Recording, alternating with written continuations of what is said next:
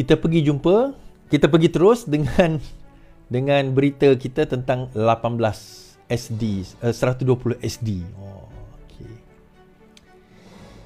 Ni saya baca Mahfuz punya kenyataan menarik tuan-tuan.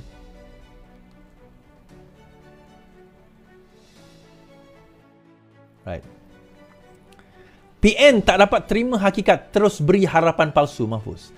Kabar angin yang ditiupkan oleh pemimpin dan penyokong PN yang mendakwa bakal berlaku perubahan kerajaan persekutuan terus membuktikan gabungan itu tidak dapat menerima hakikat, kata Naib Presiden Amanah Mahfuz Omar. Malah tegasnya sikap PN itu umpama melukut di tepi gantang dengan memberi harapan palsu kepada penyokong mereka sekaligus merugikan negara dan rakyat. Mereka tak boleh terima hakikat bahawa mereka sudah gagal bentuk kerajaan setelah PRU ke-15. Tetapi mereka beri harapan yang sangat tinggi kepada penyokong dan ahli-ahli parlimen mereka.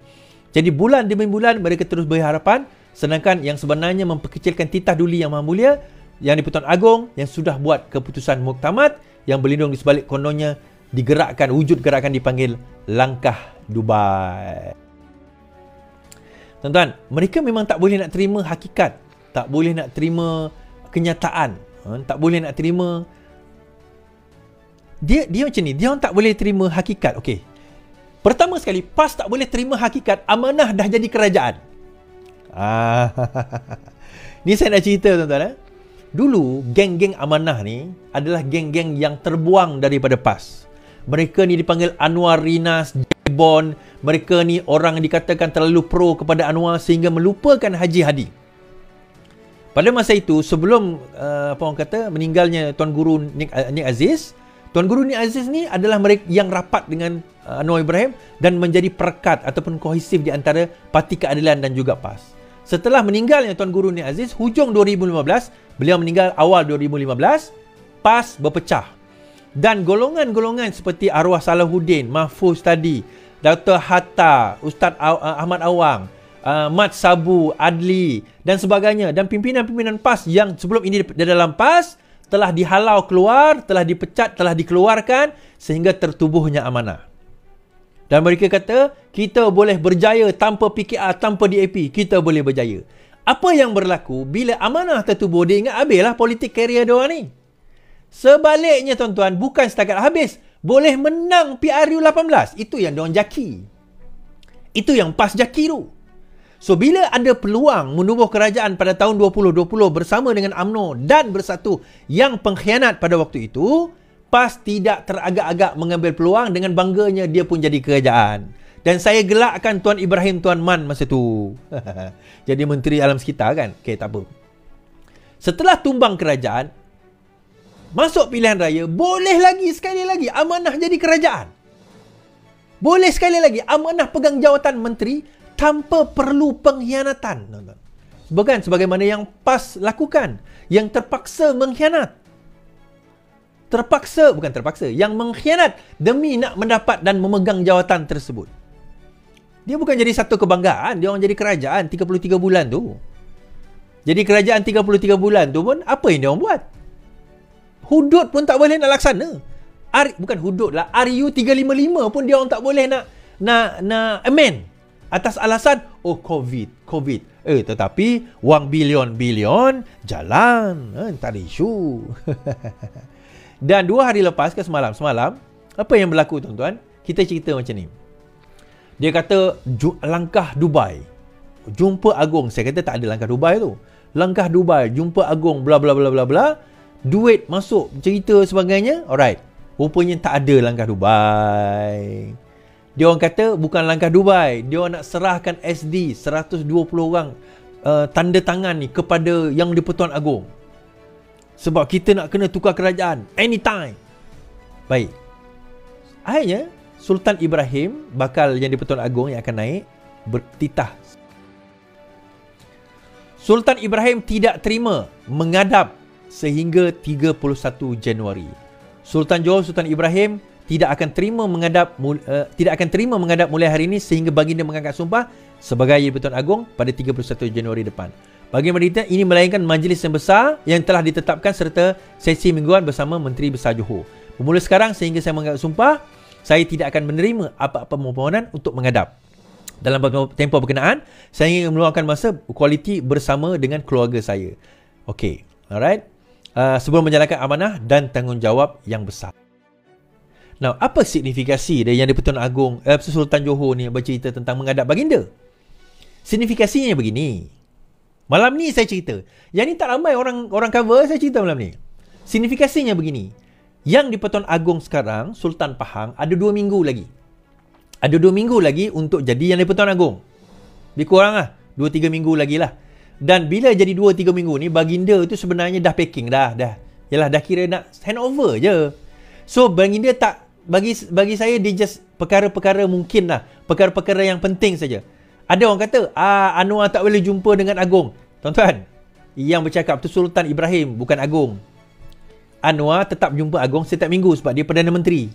Memang kena jumpa Yang di-Pertuan Agong menghadap setiap minggu. Yang hal-hal official macam tu, memang Yang di-Pertuan Agong tetap menjalankan tanggungjawab mungkin. Tapi yang mungkin kecil-kecil, Yang di-Pertuan Agong ni ada 2-3 minggu lagi. Jadi apa yang mereka lakukan? Mereka bukan nak jumpa Yang di-Pertuan Agong. Bukan nak jumpa Sultan Pahang. Mereka nak jumpa Sultan Ibrahim. Kenapa? Kalau SD ini jadi, dia nak serahkan SD ini kepada Sultan Ibrahim, kerana lepas ini 5 tahun akan datang, Sultan Ibrahim yang akan jadi Agong. So, apa-apa penyelesaian kepada masalah pertukaran kerajaan akan melalui Sultan Ibrahim. Kalau pergi kepada Sultan Pahang, baginda tengok, baginda akan kata, saya tak boleh jadi, saya tak jadi Agong lagi, benda ni mungkin berlalutan 2-3 bulan. Takkan dia nak hand over pula kerja itu kepada Sultan Ibrahim? Kalau nak, kena hand over kepada Sultan Ibrahim lah. Dia tak cakap. Ini konon-kononnya. Macam tu lah. Ini naratif yang kita boleh bayangkan lah. Yang kita boleh bayangkan ialah baginda pun dah bukan bersara, dah nak step down sebagai Agong. So sebab itu kenapa orang pelik, kenapa Sultan Ibrahim yang bertitah? Bukan dia Agong. Sebab dia bakal jadi Agong. Nak serah SD tak boleh pada Agong sekarang. Nak serah SD kena pada Agong yang akan datang yang baru. Sebelum Yang di-Pertuan Agong yang baru tu naik, baginda sudah bertitah. Close door. Jangan jumpa saya atas urusan-urusan yang tidak sepatutnya, melainkan jumpa Menteri Besar 2 minggu ni. So lepas tu bolehlah dia jumpa Is. Tuan-tuan tak faham signal. Tuan-tuan tak faham signal. Betul, lepas tu memang boleh jumpa. Tapi adakah bermakna dia akan setuju? Itu yang pertama. Now, tuan-tuan, di belakang Yang di-Pertuan Agong kita ni antaranya adalah peguam negara. Dia ada peguam-peguam baginda mereka sendiri yang akan memberi hikmat nasihat. Yang pertama dulu, syaratan dahulu, berkemungkinan kita tak ada presiden. Masa tu kita tak ada orang kata duluan terhadap kes tersebut. Jadi baginda pun mungkin, dan bukan baginda je, legal team dia pun tak ada. Tetapi the second one ini, yang pembentukan kerajaan YDPA ni, kita nampak bahawa ada. Baginda dah nampak dah bagaimana cara melakukan perkara tersebut. Now, bila datang yang sekali lagi ni, kita kena ingat satu perkara. Ada akta anti lompat parti. Tuan-tuan, kalau dia datang dengan SD, katakan. Okay, ini simulation dahulu.